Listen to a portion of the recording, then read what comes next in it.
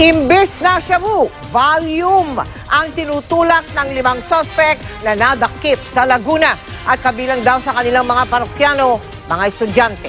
Nakatutok si John Consulta, exclusive. Arestado ng Laguna Provincial Intelligence Branch at Binyan Police ang 5 suspect sa barangay San Antonio, Binyan, Laguna dahil sa pagbebenta ng droga na Valium.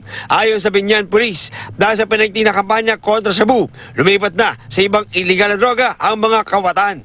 Ang nakakabahala, mga estudyante ang ilan sa parokyano ng grupo.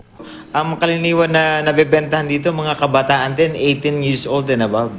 So, habang tumatambay sila, isang tambayan, nagiinom, ginagamit nila itong Valium.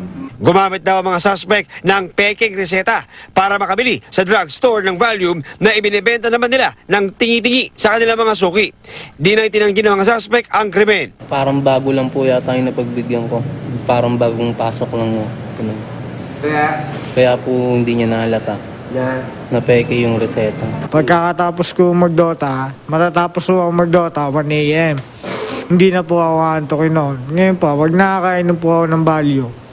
Aantokin na po ako noon. Kakasuhan ng paglibag sa illegal na magbebenta ng ibinagbabawal na droga ang mga naaresto. John Consulta, nakatutok, 24 oras.